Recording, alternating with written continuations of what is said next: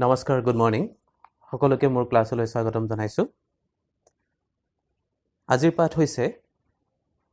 নৱম শ্ৰেণীৰ ইংৰাজী টেক্সটবুক বিহাইভৰ এটা পাঠ আৰু এই পাঠটোৰ নাম হৈছে দ্য সাউণ্ড অফ মিউজিক সংগীতৰ শব্দ আৰু এই চেপ্টাৰটো যিটো আছে এই পাঠটো যিটো আছে ইয়াত দুটা ভাগ আছে পাৰ্ট 1 পাৰ্ট 2 এটা হৈছে Evelyn Glennie listens to sound without hearing it আৰু ইয়াৰ দ্বিতীয় এটা পাৰ্ট আছে দ্বিতীয় খণ্ডটোৰ নাম হৈছে দ্য সেহনাই অফ বিসমিল্লাহ খান এই দুটাৰ ভিতৰত আজি প্ৰথম পাৰ্ট যেটো প্ৰথম খণ্ড আছে এভলিন গ্লেনি হেটো আমি পঢ়িবলৈ লৈছো তোমালোকে মন দি শুনিবা এটো হৈছে এটা অতি অনুপ্ৰেৰণাদায়ক পাঠ এই পাঠটোত এগৰাকী যিগৰাকী শিল্পী এই শিল্পীগৰাকীৰ বিষয়ে কিছু কথা ক'বলৈ লোৱা হৈছে আৰু তেওঁ বিভিন্ন প্ৰত্যাহ্বানৰ মাজেৰে নিজকে কেনেকৈ প্ৰতিষ্ঠা কৰিলে সেই বিষয়ে ইয়াত কোৱা হৈছে গতিকে তোমালোকে মন দি পঢ়িবা আৰু লগতে কিতাপখন লগত লৈ ললে তোমালোকৰ সুবিধা হ'ব এই প্ৰথম পেৰাগ্ৰাফটো Rush hour crowds jostle for position on the underground train platform rush hour মানে কি যেতিয়া খুব ভিৰ হয় আৰু crowds মানে হৈছে মানুহৰ সমষ্টি বহুত মানুহ jostle মানে কেনেকুৱা ঠেলা হেঁচা for position on the underground train platform ট্ৰেইনখন ধৰিবৰ কাৰণে আণ্ডাৰগ্ৰাউণ্ড প্লেটফৰ্ম মানে হৈছে বহুত ঠাইত কি থাকে মাটিৰ তলেৰে সুৰংগ খানি ৰেলৰ লাইন থাকে আৰু তাত প্লেটফৰ্ম থাকে আৰু তাত যাত্ৰী সকল যাবৰ কাৰণে যেটো ঠেলা হেঁচা হয় সেই ঠেলা হেঁচাৰ কথা কোৱা হৈছে এ স্লাইড গাৰ্ল মানে এজনী সৰু ছোৱালী কাষতে দি থৈছে চোৱা স্মল এণ্ড থিন এ স্লাইড গাৰ্ল এজনী সৰু আৰু ক্ষীণমিন ছোৱালী looking younger than her 17 years was nervous yet excited as she felt the vibrations of the approaching train আৰু এই ছোৱালীজনী 17 বছৰীয়া আছিল যদিও দেখাত তেওঁ কিছু সৰু দেখা গৈছিল 17 বছৰতকৈ যেন সৰুহে was nervous yet excited as she felt the vibrations of the approaching train আৰু সেই ছোৱালীজনীয়ে কি অনুভৱ কৰিছিল যিখন ট্ৰেইন আহি আছিল সেই ট্ৰেইনখনৰ ভাইব্ৰেচন মানে কম্পন ট্ৰেইন এখন আহিলে এটা কম্পন হয় নহয় সেই কম্পনটো অনুভৱ কৰি আছিল আৰু সেই কম্পনটো তোমালোকে অনুভৱ কৰাছোন যে কেতিয়াবা যদি চকু মুদি থাকা কাণ বন্ধ কৰি থাকা তথাপিও তোমালোকে সকলো কৰা সত্ত্বেও এনেকুৱা কিবা এখন ডাঙৰ গাড়ী ডাঙৰ কিবা এখন ট্ৰেইন যেতিয়া পাৰ হৈ যাব এটা কম্পন অনুভৱ কৰো আৰু সেইটো তাই অনুভৱ কৰি আছিল It was her first day at prestigious Royal Academy of Music in London and daunting enough for any teenager fresh from a Scottish farm. এইটো তাইৰ প্ৰথম দিন আৰু ক'ত prestigious Royal Academy of Music prestigious মানে সন্মানীয় Royal Academy of Music এইটো লণ্ডনত অৱস্থিত আৰু ইয়াত এইটো পৃথিৱীৰ ভিতৰতে এটা বিখ্যাত সংগীতৰ শিক্ষানুষ্ঠান ইয়াত মই ফটো দিছো তোমালোকে চাব পাৰিবা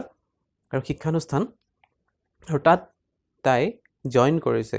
এগৰাকী স্কটিছ ছোৱালী হিচাপে স্কটলেণ্ডৰ এজনী ছোৱালী হিচাপে ইয়াত অন্তৰ্ভুক্ত হ'বলৈ পোৱাটো তাইৰ বাবে এটা অতি বৰ আচৰিত কথা মানে তাই অলপ এই ক্ষেত্ৰত অলপ নিজকে শংকাও বোধ কৰি আছে যে পাৰিম নে নোৱাৰিম হ'ব নে নহ'ব এনেকুৱা এটা ভাৱ অনুভৱ কৰি আছে But this aspiring musician faced a bigger challenge than most. যে সেই গৰাকী aspiring musician মানে তেওঁ এতিয়ালৈকে সংগীতজ্ঞ হ'বলৈ পৰা নাই তেওঁ ইয়ালৈ গতি কৰিছেহে তেওঁ সংগীত সাধনাৰ কাৰণে আগবাঢ়িছে আৰু এই সংগীত সাধনাৰ বাবে আগবঢ়াৰ সময়ত এনেও এটা ভয় থাকে কিন্তু তাইৰ বাবে এটা ডাঙৰ চ্যালেঞ্জ মানে প্ৰত্যাহ্বান হেতু কি আছিল She was profoundly deaf. তো এই বাক্যটো তোমালোকে এবাৰ আকৌ মনতে ভাবিছোৱা She was profoundly deaf.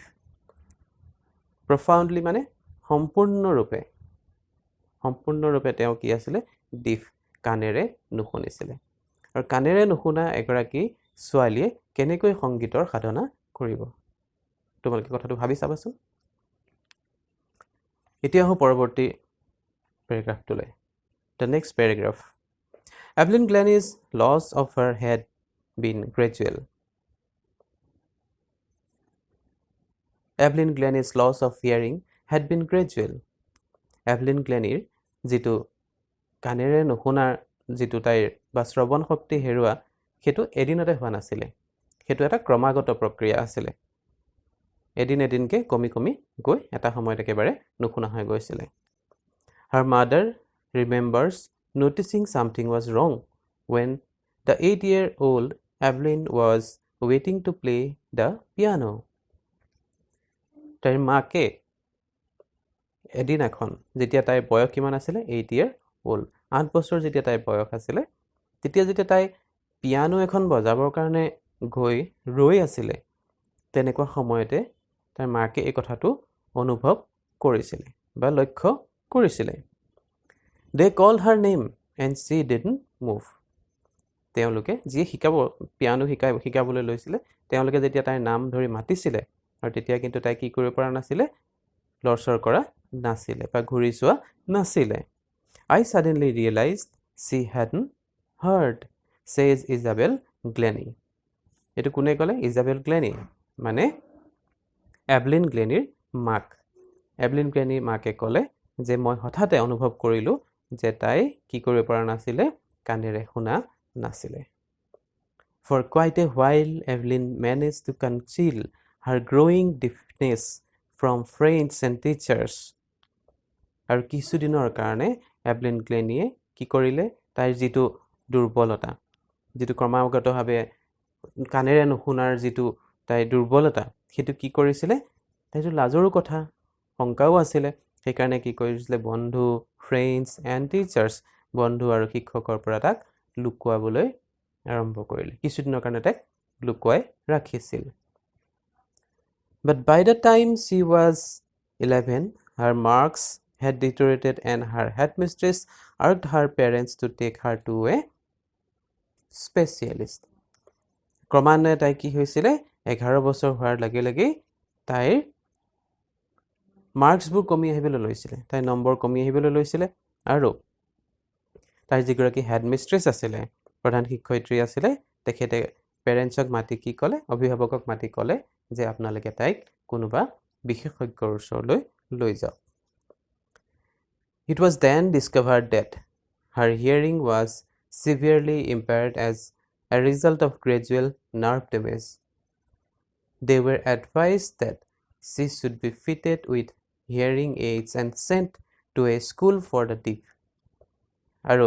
it was then discovered that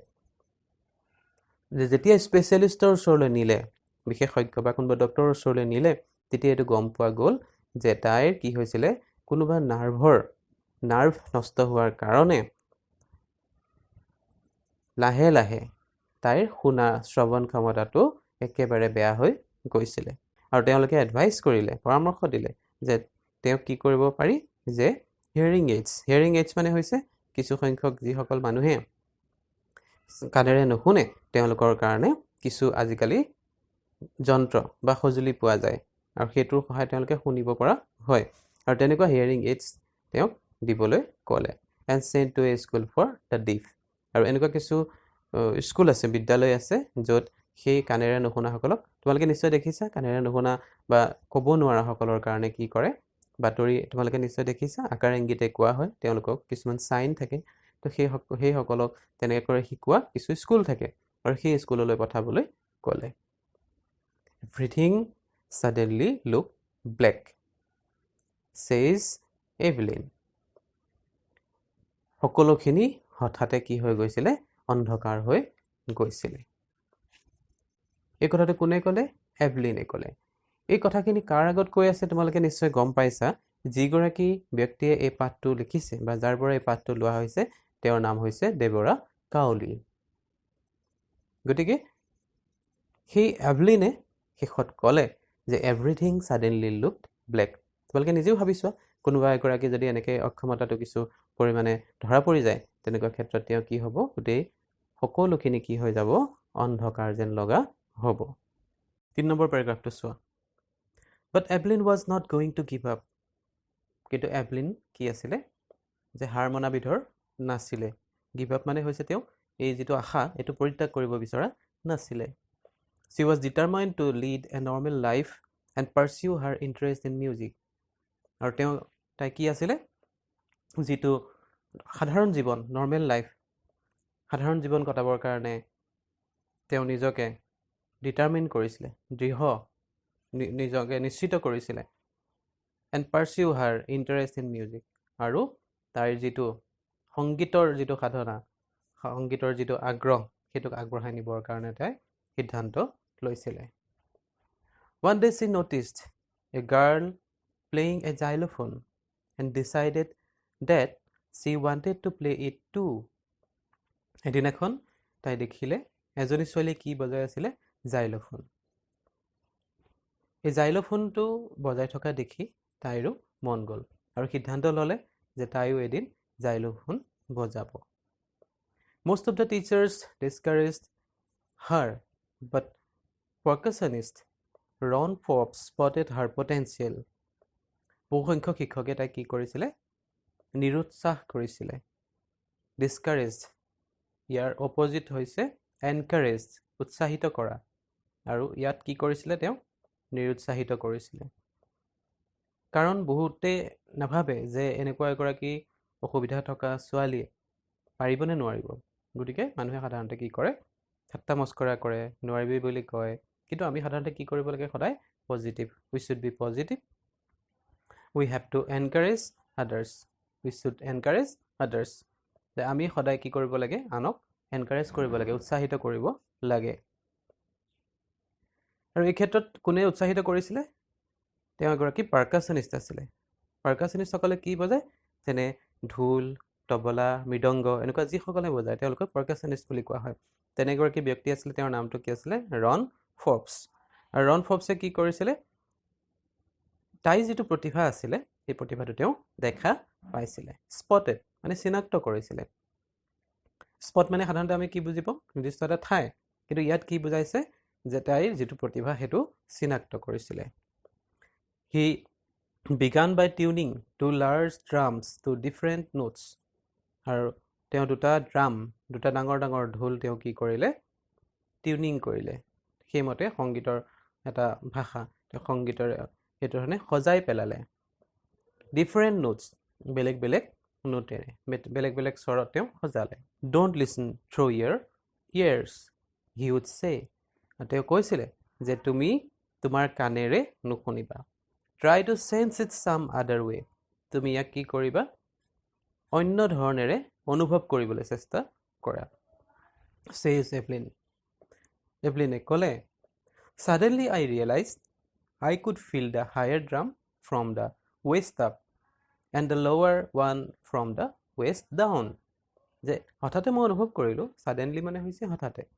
যে মই কি অনুভৱ কৰিলোঁ যে যিটো ডাঙৰ ড্ৰাম আছিলে তাৰ শব্দবিলাক মই মোৰ শৰীৰৰ কঁকালৰ ৱেষ্ট মানে হৈছে কঁকালৰ ওপৰ অংশত অনুভৱ কৰোঁ আৰু যিটো সৰু ড্ৰাম আছিলে তাৰ শব্দ মই যিটো কঁকালৰ তলৰ অংশ সেই অংশৰে মই অনুভৱ কৰিব পৰা হ'লোঁ ফৰ্বছ ৰিপিটেড দ্য এক্সাৰচাইজ ফৰ্বছে এই এক্সাৰচাইজটো এই অনুশীলনটো কি কৰিলে ৰিপিট কৰিলে পুনৰাবৃত্তি কৰি থাকিলে and soon Evelyn discovered that she could sense certain notes in different parts of her body. আৰু এভলিনে কি কৰিলে ডিস্কভাৰ কৰা মানে ইতিমধ্যে তোমালোকে জানিছাই যে ডিস্কভাৰ মানে হৈছে আগতে বস্তুটো আছিলে কিন্তু গম পোৱা গ'ল এতিয়া আৰু ইয়াৰ আন এটা শব্দ হৈছে ইনভেন্ট মানে হৈছে কোনো এটা বস্তু নতুনকৈ উদ্ভাৱন কৰা অসমীয়াত ডিস্কভাৰ মানে আৱিষ্কাৰ আৰু ইনভেন্ট মানে হৈছে উদ্ভাৱন কৰা নতুনকৈ এটা সৃষ্টি কৰা তো তাই গম পালে যে ডিস্কভাৰ কৰিলে যে তাই কি কৰিব পাৰে কিছুমান নোটত তাই বডিৰ এটা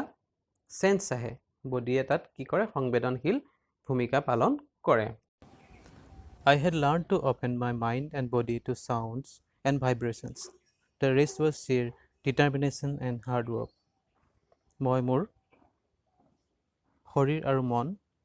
শব্দৰ যিটো কম্পন সেইটোৰ জৰিয়তে তাক খুলি সম্পূৰ্ণ মুক্ত হ'বলৈ শিকি পেলাইছিলোঁ আৰু বাকীখিনি যি আছিলে সেইবোৰ আছিলে সম্পূৰ্ণৰূপে মোৰ দৃঢ়তা আৰু মোৰ পৰিশ্ৰম She never looked back from that point onwards. আৰু তাই কি কৰা নাছিলে সেই যিটো পইণ্ট মানে যিটো লক্ষ্য আছিলে সেই স্থানৰ পৰা আৰু তাই পিছলৈ উভতি চোৱা নাছিলে she told she never looked back from that point onwards আৰু তাই কি কৰা নাছিলে সেই যিটো পইণ্ট মানে যিটো লক্ষ্য আছিলে সেই স্থানৰ পৰা আৰু তাই পিছলৈ উভতি চোৱা নাছিলে she toured the United Kingdom with a youth orchestra আৰু লগতে কি কৰিলে United Kingdom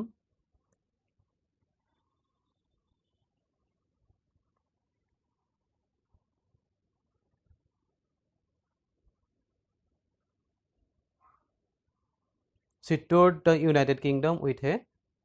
youth orchestra United Kingdomৰ বিভিন্ন ধৰণৰ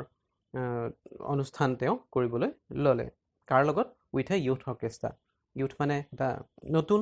বা ডেকা orchestra মানে হৈছে এটা সংগীতৰ দল and by the time she was 16 আৰু তেনেকুৱাতে তাইৰ বয়স কিমান হৈছিলে 16 বছৰ হৈছিলে she had decided to make music her life আৰু তাই সিদ্ধান্ত লৈছিলে যে সংগীত তাইৰ জীৱন হ'ব she auditioned for the Royal Academy of Music and scored one of the highest marks of the history of the academy আৰু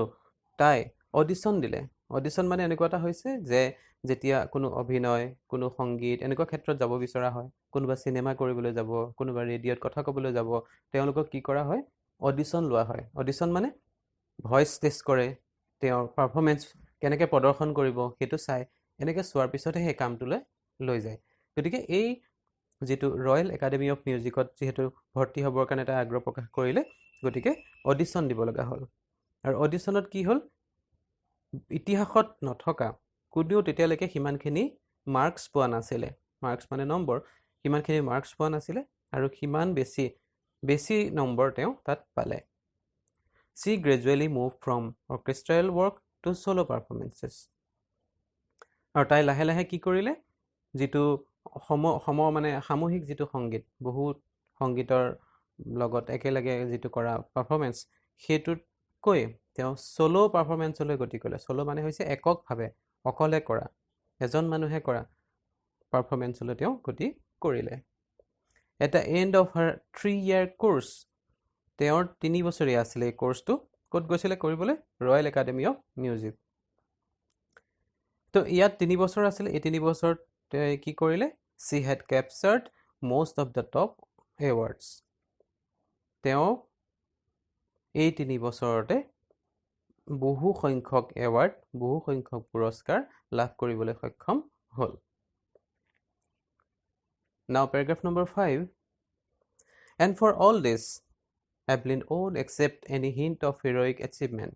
আৰু ইমানখিনি পোৱাৰ পিছতো এভলিনে কিন্তু এটো কেতিয়াও মানি নললে যে এইবোৰ কোনোবা এটা বহুত ডাঙৰ কিবা এটা এচিভমেন্ট ডাঙৰ কিবা এটা তেওঁ পালে ছাত্ৰ ছাত্ৰীসকল আজিৰ ক্লাছটো ইমানতে সামৰিছো ইয়াৰ পিছৰ ক্লাছত ইয়াৰ পৰৱৰ্তী অংশখিনি তোমালোকে পঢ়িবলৈ বা দেখিবলৈ পাবা মোৰ ক্লাছটো যদি ভাল লাগিলে তেনেহলে কমেন্ট কৰিবা যদি বেয়া লাগিলে তেতিয়াও জনাবা আৰু এই ক্লাছ সম্পৰ্কে আৰু অধিক তথ্য পাই থাকিবৰ বাবে তোমালোকে মোৰ চেনেলটো সাবস্ক্ৰাইব কৰিবা আৰু লগতে বন্ধুসকলকো ক'বা